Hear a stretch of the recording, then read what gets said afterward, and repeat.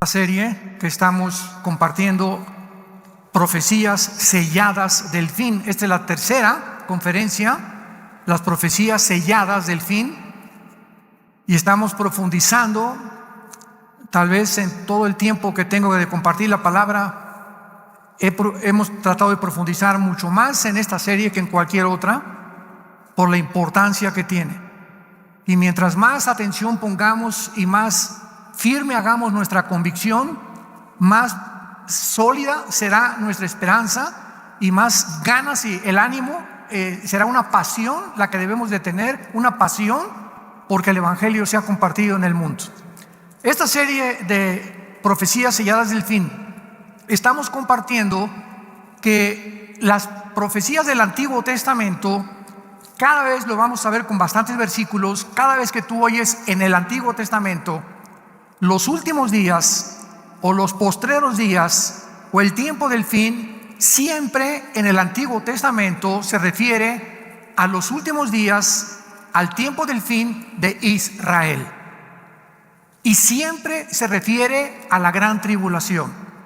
¿Cuándo serán los últimos días de Israel, los postreros días de Israel, el tiempo del fin de Israel? Se cumplirán hasta el final de la tribulación, cuando los purgue Dios en los 7 años de tribulación de la semana 70 de Daniel, y Él regrese para que ellos entren con la iglesia a poblar el mundo otra vez en el reino mesiánico o en el reino milenial. Muy bien. Y cuando en el Nuevo Testamento, de los Hechos para adelante, oigamos la frase estos postreros días, en el último tiempo, en los últimos días, siempre se refiere al final de la iglesia. ¿Cuándo terminan los últimos días para nosotros? Con el arrebatamiento de la iglesia. En cuanto sea la iglesia sacada del mundo, en ese momento se terminó y fueron los últimos días de la iglesia. Y entonces comienza Dios y regresa a terminar lo que dejó pendiente con la nación de Israel. Veamos entonces que el término bíblico, los últimos días, y el más popular, los últimos tiempos, no siempre se refieren a la iglesia o a Israel. Tenemos que ver en dónde está el texto y el contexto descrito. Y vamos a ver a continuación, veamos algunos pasajes. Comencemos con Deuteronomio capítulo 4, para demostrar primero algunos textos del Antiguo Testamento. Deuteronomio 4, versículo 30, que hablan de los postreros días y siempre se refieren ¿a cuándo? A los últimos días de Israel. ¿Cuándo será el final de Israel? En el tiempo de la gran tribulación.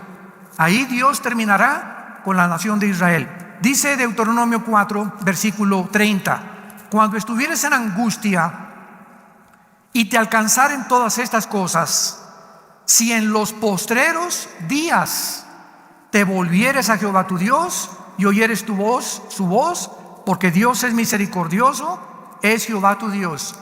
Aquí está hablando Moisés del tiempo de la angustia, que lo confirma el profeta Jeremías, que serán los días cuando Israel sufrirá más que en cualquier otra época de toda su historia. Deuteronomio 31, versículo 29. Porque yo sé que después de mi muerte ciertamente os corromperán, se apartarán del camino que les he mandado y que les ha de venir, mas en los postreros días, por haber hecho mal ante los ojos de Jehová, enojándole con toda la obra de vuestras manos, habló Moisés a la congregación estas palabras, este cántico, hasta acabarlo. A los que les interese la frase postreros días, es la palabra hebrea acharit, yom, así como suena acharit con CH, yom con Y. A los que les interese profundizar en el hebreo, veamos otro ejemplo en el Antiguo Testamento, en Jeremías capítulo 30, versículo 29. Jeremías 30, versículo 24, perdón. Jeremías 30, 24. No se calmará el ardor de la ira de Jehová hasta que haya hecho y cumplido los pensamientos de su corazón. En el fin de los días entenderán esto. ¿A qué se refiere el Espíritu Santo hablándole a través de Jeremías al pueblo de Israel? Que hasta el final de los días ellos iban a entender por qué Dios se enojó con Israel, porque será al final de los días, en la tribulación, cuando Israel se convierta a Jesús el Mesías. Lo rechazaron, hicieron enojar a Dios, y ahorita Dios está divorciado de la nación de Israel. Isaías 50, versículo 1. Dios le dio carta de divorcio a Israel, pero Israel está pendiente, como en un juego de fútbol, en la banca. No están del todo deshechos por Dios. Están esperando a que venga la tribulación, Dios los meta al horno, que es lo que va a hacer la tribulación, y ahí ellos van a encontrar al Mesías. No todo Israel, porque no todos los que descienden de Abraham, de Isaac y de Jacob son judíos. Eso lo sabían, ¿verdad? Es judío el que desciende de Abraham, Isaac y Jacob, no étnicamente, sino espiritualmente. Gálatas capítulo 3 lo explica el apóstol Pablo. Porque nosotros, la iglesia, somos hijos de Abraham.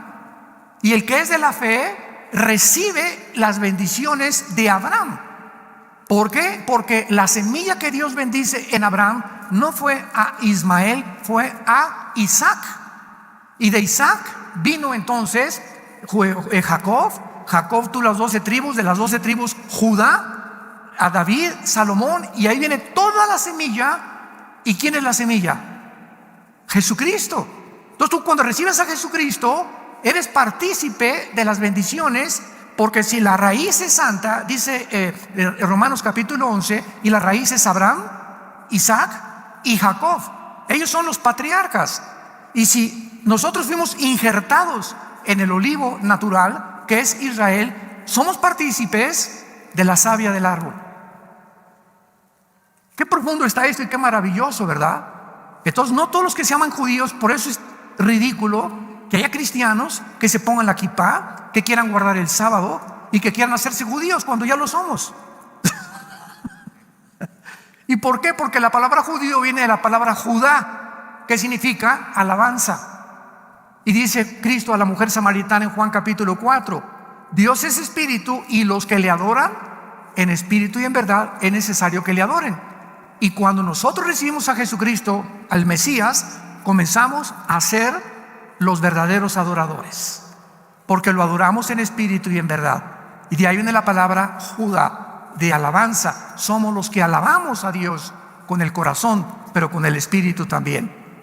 Muy bien, veamos ahora algunos pasajes del libro de Daniel, que es donde más se encuentran las frases en los tiempos del fin, en los postreros días. E insisto y enfatizo, todos se refieren al tiempo de la gran tribulación. Por ejemplo, vemos Daniel capítulo 2, versículo 28, cuando Daniel explica a Nabucodonosor el sueño. Hay un Dios en los cielos, el cual revela los misterios, y él ha hecho saber al rey Nabucodonosor lo que ha de acontecer. ¿Cuándo? En los postreros días. Y aquí se vuelve a usar la frase Acharit Yom. Vean esto con cuidado. El rey tuvo una visión de una estatua con la cabeza de oro, los brazos de plata y el pecho, el vientre de bronce, las piernas de hierro y los dedos de los pies de bronce mezclados con barro. Y cuando el rey le preguntó a todos los discípulos de Walter Mercado, ¿verdad?, que en paz descanse, y a todos los astrólogos y ocultistas y videntes, la interpretación no la pudieron dar, porque el sueño venía de Dios. Pero Daniel, que se encontraba como jefe de los magos y de los astrólogos, enseñándole las cosas del Antiguo Testamento, le llamó el rey y le dio la oportunidad que Daniel interpretara el sueño. Y cuando Daniel interpreta el sueño, en todo el capítulo 2 de Daniel, le dice al rey: tú eres la cabeza de oro, que es Babilonia. ¿Quién es Babilonia en el siglo XXI? Irak, la nación de Irak, la región geográfica de la Mesopotamia, donde se encontraba Irak, y Siria es actualmente Irak. Tú eres esa cabeza. El brazo el pecho de plata es el segundo imperio que la historia corrobora que así fue. ¿Quién siguió de los babilonios, señores historiadores? Los medos persas. Y después el tercer imperio que siguió a los medos y que derrotó a los persas, ¿quién fue? Alejandro el Magno, Grecia. Y entonces Roma sigue de Grecia con dos piernas, porque el imperio romano se divide en Constantinopla y en Alejandría, en el oriente y en el occidente. Por eso están divididas las dos piernas. Y de los dedos de los pies, dice la Biblia, que era una mezcla de hierro con barro. Pero el punto que quiero aclarar es el siguiente: si esta visión era para los últimos tiempos de Israel, significa que naciones del anticristo serán Irak y Siria. Los persas, que son Irán actualmente, en 1935 se le cambió el nombre de Persia a Irán. Grecia, o parte de la división de Grecia, cuando Alejandro el Magno muere, se divide en cuatro: Grecia, en Turquía, en Egipto, en Siria y en Grecia. Y finalmente el nuevo imperio romano, que va a resurgir, que representa los 10 dedos de la estatua de Nabucodonosor. En otras palabras, de acuerdo a este modelo, no existe un sexto imperio. Oiga, pero los ingleses abarcaron el imperio británico, fue tremendo, sí. Y también España tuvo un imperio tremendo, los españoles, unas naves impresionantes, casi conquistan toda Europa. Y también los otomanos, los turcos, ¿verdad? Y los musulmanes, 500 años casi del gobierno otomano. Pero todos estos supuestos imperios, incluyendo a los nazis del siglo pasado, nunca Hitler se tuvo que unir con Mussolini en Italia, con los japoneses, y solamente Hitler conquistó Polonia, Austria, Hungría, algunas naciones de Europa. Los otomanos solamente se concentraron en el Medio Oriente, los españoles también. Nunca hubo imperios como los 4 imperios descritos en Daniel: el imperio babilónico, el medo-persa, los griegos y los romanos. Entonces, si solamente va a haber 4 imperios, no más. Aquí Dios, el modelo es el siguiente: los 10 dedos son del mismo imperio, porque descienden de las piernas del imperio romano, del cuarto imperio. Esto significa que del antiguo imperio romano, 5 naciones de Europa y 5 del oriente se van a unir. Y dice Daniel 7, y de una de ellas, de una de estas 10 naciones, surgirá el cuerno pequeño, o el anticristo. Y el anticristo viene de la región geográfica, no de Inglaterra, no de España, no de Italia, no de México ni de Metepec. El anticristo va a surgir de la región geográfica que perteneció en el Antiguo Testamento a la Mesopotamia, que era Siria e Irak. De esa zona surge el anticristo, de acuerdo a Daniel capítulo 8, pero no vamos ahorita a profundizar en eso. Pero esto es importante para todos ustedes. Veamos ahora Daniel 8. Daniel 8. Ojalá que estén aprendiendo algo. Versículo 17. Daniel 8, 17. Vino luego cerca de donde yo estaba, y con su venida me asombré, y me postré sobre mi rostro.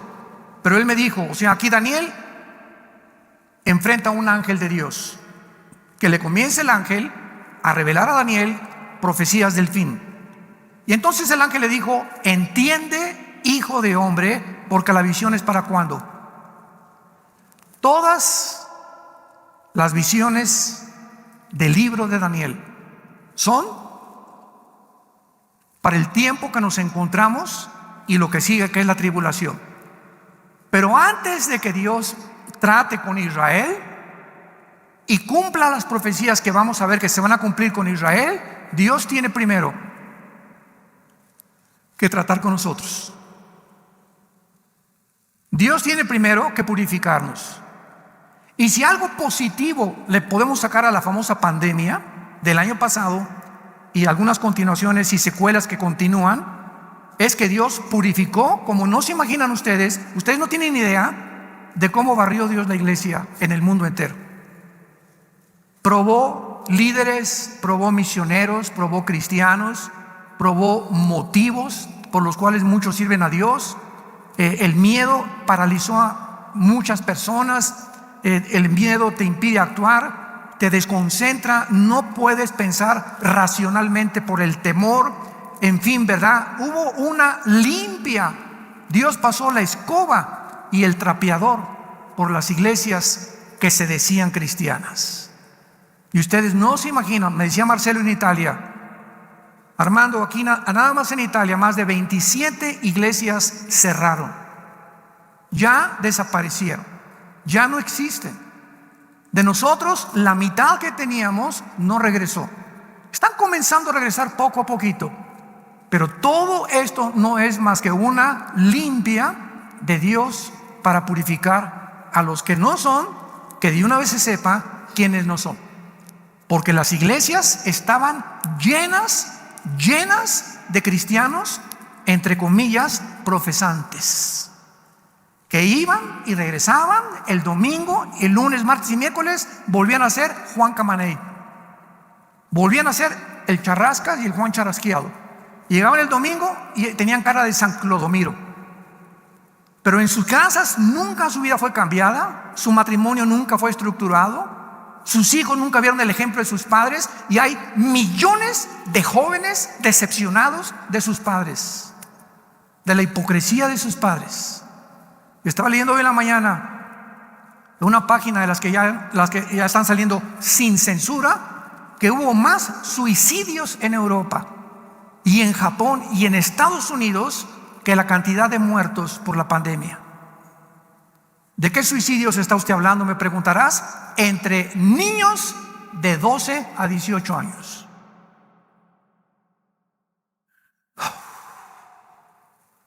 ¿Por qué no están en los medios de comunicación esta información? Adivínalo. ¿Por qué no están estas publicaciones? ¿Por qué hasta ahorita comienzan algunas páginas a sacar realidades? Porque la historia nos enseña que el hombre no aprende de la historia.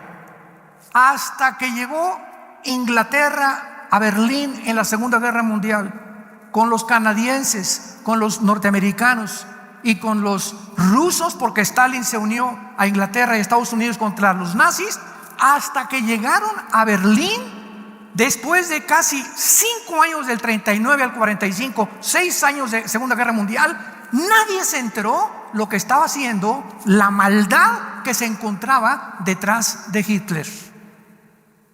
Los experimentos genéticos que hicieron con millones de personas. Y cuando los alemanes, 85 millones de alemanes, abrieron los ojos y se dieron cuenta de lo que había pasado, dijeron: pero no puede ser. Si tenían caras de buenos, el país iba adelante, y se levantó la Volkswagen, inventaron el carro Porsche, sacó a los comunistas de Alemania Hitler, mandó construir casas, etcétera, etcétera. Era el frente. Siempre tienen algo que tener, una cortina de humo, para que el diablo trabaje a gusto. Y esa cortina de humo, ese frente que engaña a los millones de personas, porque así termina la Biblia, Apocalipsis 12, 8 al 10, el diablo que engaña al mundo entero. Si 85 millones de alemanes cultos, abogados, arquitectos, científicos, virólogos, epidemiólogos fueron engañados, personas cultas, personas estudiosas, o sea, no solamente es de los, como decía Cantinflas, de los iletrados, el engaño, las personas más cultas, reyes, etcétera, etcétera, son engañadas, y en esta última pandemia lo hemos comprobado. Es increíble el engaño científico al que se cayó en estos días. Pero no aprendemos de la historia. Y ahorita, antes de que venga la tribulación a los judíos, Dios está probándonos a nosotros. Y dice 1 Pedro capítulo 3, porque el juicio comienza en la casa de Dios. Dios te va a probar. Dios te va a probar y Dios te va a probar. Y va a ser bajo el fuego donde Dios nos va a probar. Y ahí se va a manifestar el calibre con lo cual estamos hechos, a través del fuego de la prueba de Dios. Y veamos en último lugar en Daniel 12. Ya todo el capítulo 12 de Daniel culmina con la gran tribulación. Dice el versículo 1, Daniel 12, en aquel tiempo. ¿De qué tiempo está hablando? Está hablando del tiempo kairos en el griego, que es la palabra et, Enrique, T de tío, H en el hebreo, et, que es igual a kairos, en un tiempo específico. Está hablando el Espíritu Santo en el tiempo de la tribulación, porque todos los últimos versículos del capítulo 11 son las guerras del anticristo. Entonces, está hablando, en aquel tiempo se levantará Miguel, y esto concuerda con Apocalipsis 12. En aquel tiempo habrá una guerra cósmica en el cielo. Miguel y sus ángeles peleaban contra Satanás y sus ángeles. En la tribulación habrá una confrontación en el cielo cósmica entre el arcángel Miguel y Satanás y sus ángeles. Va a vencer Miguel desde luego, y Satanás y sus ángeles, Apocalipsis 12, serán lanzados al planeta Tierra.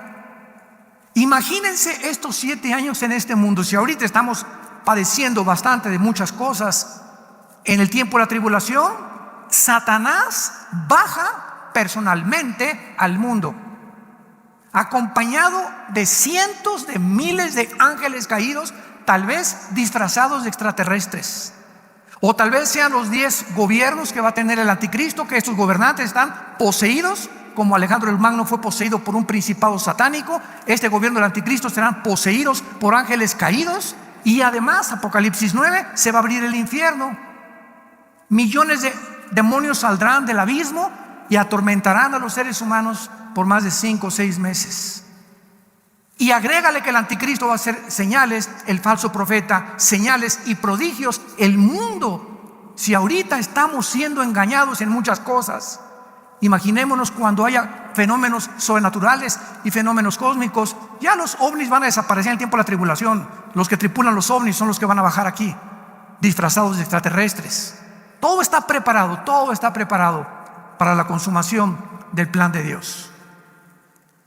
En aquel tiempo se levantará Miguel, el gran príncipe que está de parte de los hijos de tu pueblo. O sea, la Biblia menciona que Miguel, el arcángel, es el que defiende a la nación de Israel.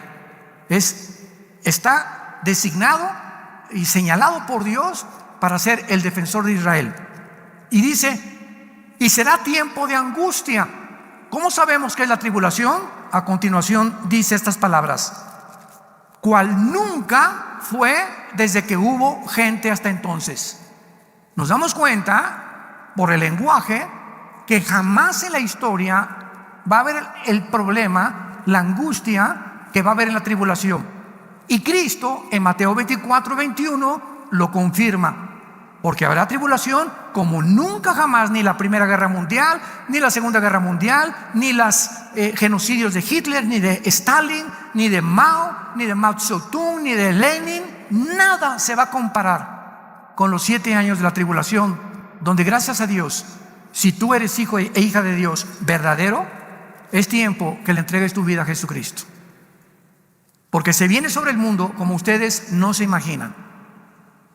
Y dice aquí, entonces tu pueblo en aquel tiempo será libertado, todos los que se hallen escritos en el libro. Muchos de los que duermen en el polvo de la tierra serán despertados, unos para vida eterna y otros para vergüenza y confusión perpetua. Noten el versículo 3, los entendidos, que es la palabra en el hebreo sakhal, S-A-K-H-A-L, sakhal, los entendidos. ¿Quiénes son los entendidos? En este tiempo que estamos viviendo, ¿quién ha entendido lo que está pasando en el mundo? Nadie levante la mano. ¿Quién ha entendido? ¿Quién ha entendido? De todos los que nos escuchan, ¿quién ha entendido en estos últimos 16 meses, 18 meses, que detrás de todo se encuentra Satanás? No veamos a epidemiólogos, ni a virólogos, ni aquí, ni que organizaciones. 1 Juan 5:19, el mundo entero se encuentra bajo el maligno.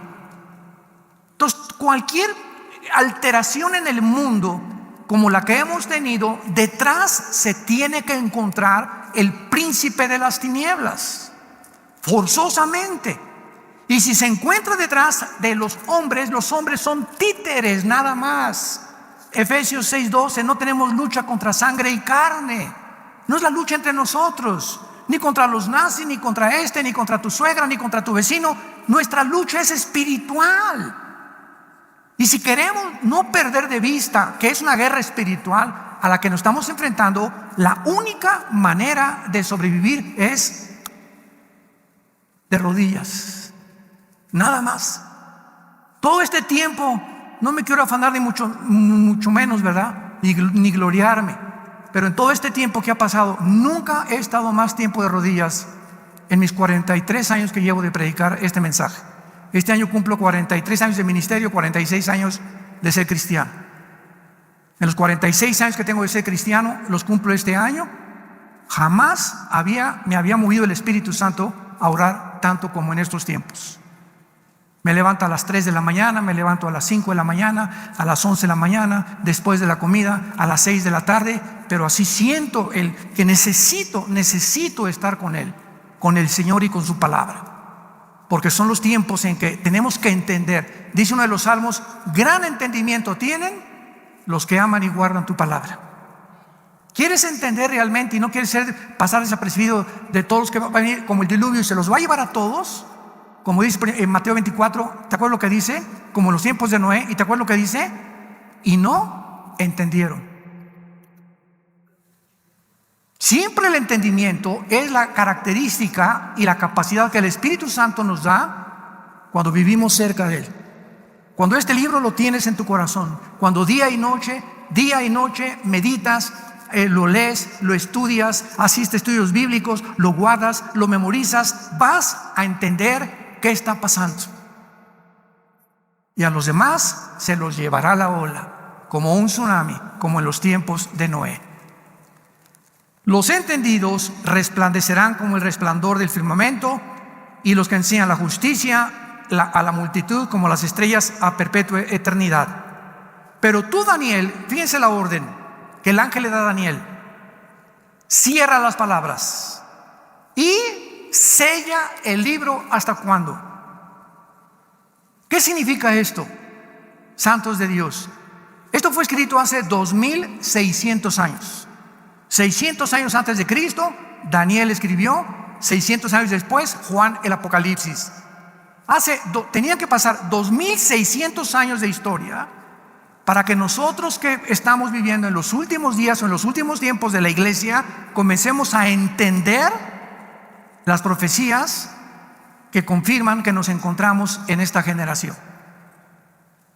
Hasta en este momento estamos comenzando a entender las profecías del libro de Daniel, porque estaban selladas para el tiempo del fin. Dice el versículo 9: él respondió: anda, Daniel, estas palabras están cerradas y selladas otra vez hasta el tiempo del fin. Muchos serán limpios, emblanquecidos y purificados. Los impíos procederán impíamente, y ninguno de los impíos, ¿qué dice? Entenderá. Tú eres hijo e hija de Dios, o eres impío, o eres una impía. ¿Qué cosa sucede cuando una persona no entiende los caminos ni los pensamientos de Dios? Vives confundido. ¿Qué es la confusión? No llepo para dónde voy, chipacá, o chipallá, o chipayatlas. Esa es la confusión. No sabes qué camino agarrar. Te casas con la persona equivocada, compras el carro equivocado, compras la casa equivocada, no sabes cómo invertir tu dinero, no sabes en qué escuela vas a meter a tus hijos, no sabes cómo educarlos. Vives así, ¿verdad? Porque no tienes dirección. Eso es lo que produce la confusión espiritual. Ya te vas con un muchacho y ya te vas con otro, y antes de que te cases ya pasaste con 6 o 7 muchachos, o con 6 o 7 muchachas, porque no sabes cuál. Esa es la confusión que produce no vivir cerca de Dios. Los entendidos entenderán y comprenderán, pero los impíos continuarán siendo cada vez más malos. La maldad ha llegado ahorita en el mundo como no se la pueden imaginar. Los nazis parecen kindergarten con lo que está pasando actualmente en el mundo. Hay una maldad impresionante, un plan, un proyecto que está preparando todo para los tiempos en que aparezca el anticristo ante la humanidad. Y para terminar, veamos ahora en el Nuevo Testamento las frases de los postreros días, los últimos días, para saber y contestar la pregunta: ¿en qué tiempos entonces nos encontramos? Vamos a entenderlo a continuación. En Hechos capítulo 2, Hechos capítulo 2, versículo 16 y 17, Pedro se encuentra citando al profeta Joel en Pentecostés. ¿Y qué dice Pedro? ¿Y en los qué? Y en los postreros días, dice Dios, derramaré mi espíritu sobre toda carne, vuestros hijos y vuestras hijas profetizarán, vuestros jóvenes verán visiones, vuestros ancianos serán sueños.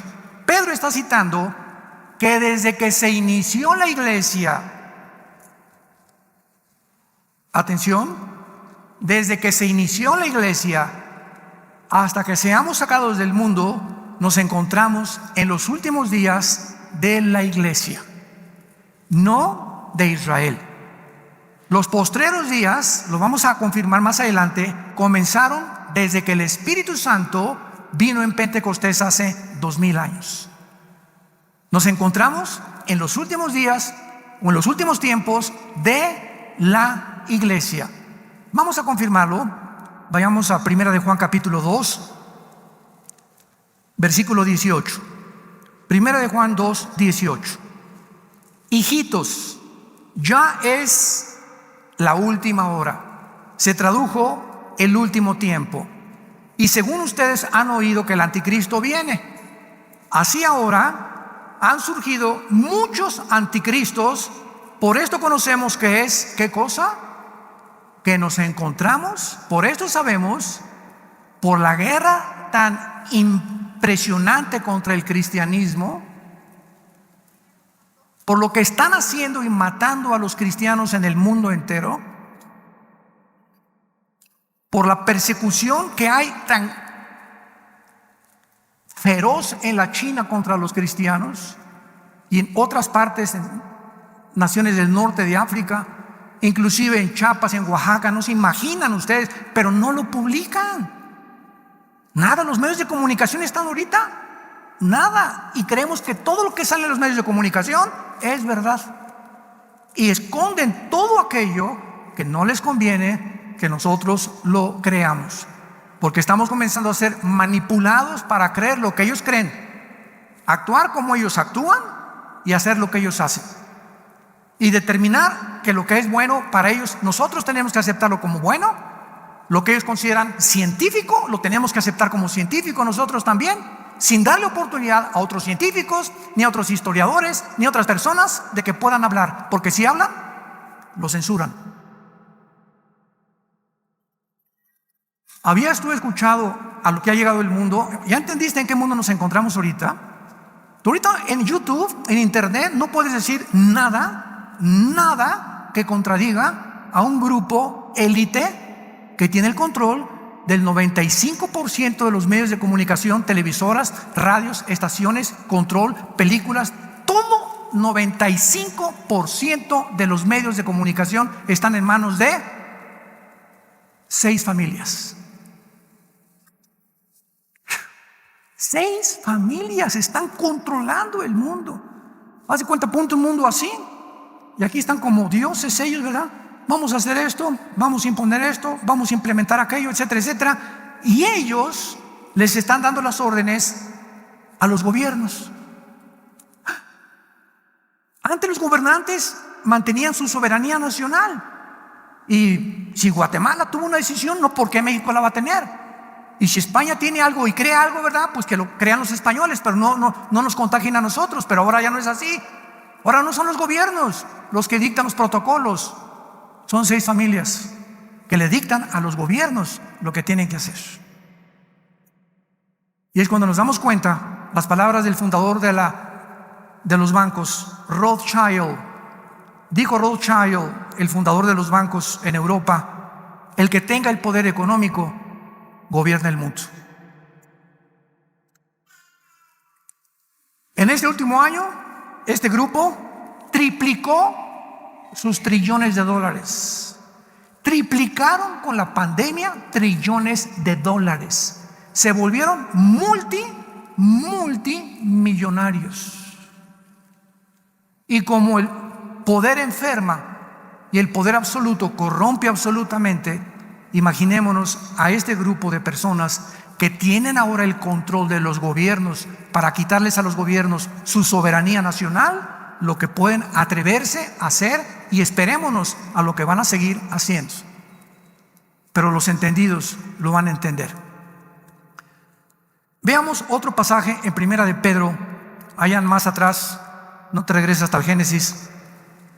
En Primera de Pedro vemos otra vez otro del capítulo 1, versículo 20, que nos confirma que nos encontramos la iglesia en los últimos tiempos, desde los tiempos de los apóstoles. Pedro, Primera de Pedro 1, versículo 20, está hablando de Jesús, de Jesucristo, y dice: ya destinado desde antes de la fundación del mundo, pero manifestado ¿cuándo? ¿Cuándo entró Jesús al escenario mundial? En los postreros tiempos. Desde el tiempo de los apóstoles hemos comenzado a vivir la última etapa de la humanidad. Y esta etapa no puede pasar de 2000 años. Fueron 2000 años de Adán a Abraham. 2000 años de Abraham a Jesús, ya van 4000. Y de Cristo a nuestros días van a pasar 2000 años, para que se terminen los 6000 años, que son paralelos a los 6 días de la creación, y el séptimo día, que es el milenio, entremos al descanso o al reino milenial preparado para Jesucristo, para los entendidos. Esto es maravilloso, porque esto nos coloca, nos ubica en una posición, ¿verdad?, en la que podemos entender que toda esta época de la iglesia está considerada como los últimos días. Sin embargo, no es lo que la mayoría de los cristianos, para terminar, entienden cuando preguntan: ¿estamos viviendo en los últimos días? Entonces, cuando una respuesta bíblica es claro desde los apóstoles, pero cuando muchos cristianos hacen esta pregunta, no quieren decir eso. Lo que quieren saber es si Dios está cumpliendo las profecías prometidas para estos días en el tiempo en el que estamos viviendo. Y para contestar esta pregunta necesitamos ver rápidamente algo del Antiguo Testamento para que podamos corroborarlo. Por ejemplo, los judíos, o la historia para los judíos, consiste en 2 épocas. Los judíos ven la historia en 2 épocas, nada más. Una, la época presente, en la cual Israel continúa esperando al Mesías. Y la otra época para ellos comenzará cuando el Mesías venga y establezca su reino.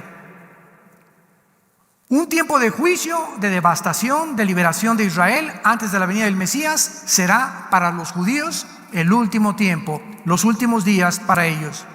Y el lenguaje que se usa en el Antiguo Testamento para los tiempos finales es para referirse al tiempo de la tribulación. Lo vuelvo por tercera o cuarta vez a repetir. La frase los últimos tiempos, postreros tiempos en el Antiguo Testamento se refiere a los tiempos de la tribulación, o sea, el tiempo que culminará con la segunda venida de Jesucristo para este tiempo y reino milenial. Y vemos nosotros claramente que entonces nos encontramos en los últimos días desde que comenzó la iglesia, pero no estamos en los últimos días de la nación de Israel. En Primera de Pedro 4:7 dice así, este versículo me encanta, siempre que contesto correos les mando este versículo. Primera de Pedro 4:7, mas el fin de todas las cosas se acerca. Sean sobrios y velen en oración. ¿Quieres un consejo? Primera de Pedro 4:7 te lo acabo de dar. El fin de todo ya terminó. Nos encontramos en una generación maravillosa, testigos de que este libro es la palabra de Dios, que no hay nada ni torcido ni perverso en este libro. Todas las cosas que están escritas en este libro son rectas para los que entienden y razonables para los que han encontrado la sabiduría. Porque la palabra de Dios es viva y eficaz y más cortante que toda espada de dos filos. Y en esta mañana ha entrado para partir y dividir tu alma y tu espíritu, las coyunturas y tus huesos. Y para que tú puedas entender que una vida tienes, una vida tenemos, una sola, no dos ni tres, una, porque no hay purgatorio, no hay limbo, no hay reencarnación. Una vida tenemos para que hoy, que escuchas esta palabra, hagas firme tu convicción con el Señor Jesucristo, que fue crucificado, fue enterrado y fue resucitado a los 3 días. Y ahora se encuentra sentado a la diestra del Padre, esperando venir por nosotros. Pero mientras viene por nosotros, Él se encuentra intercediendo por nosotros, para que nuestra fe no falte. Gracias, Padre, en esta mañana por tu palabra. Hemos comprendido y entendido que el fin de todas las cosas se acerca. No nos dejemos sorprender ni espantar ni conmover en el espíritu por lo que está pasando en el mundo. De ninguna manera. Alegrémonos, porque las tinieblas cubrirán el mundo. Así lo dice la Biblia.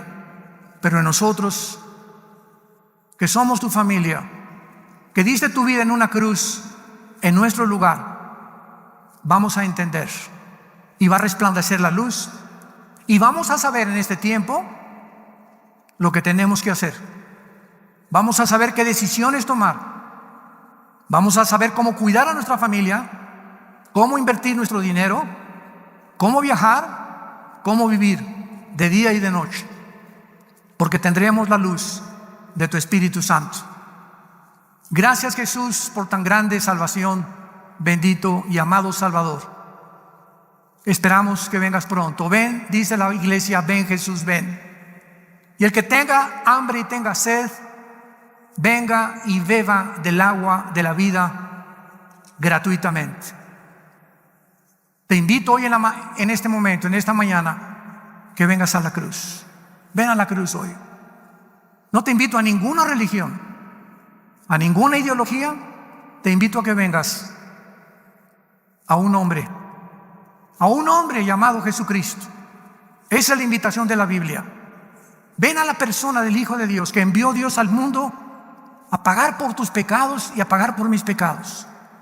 Y dile ahí desde donde tú estés, los que nos ven por la televisión también, dile: Señor, perdóname por todas las maldades que he hecho, por todas las veces que he violado tus leyes, por todos mis pecados. Pero ahora creo que en esa cruz pagaste con ellos, por ellos, para que yo tuviera la salvación. Gracias porque esa sangre que derramaste, Señor Jesús, en la cruz, me limpia de toda maldad, de todo mi pasado. Hoy mi pasado queda desaparecido, como si jamás lo hubiera hecho, por tu gracia.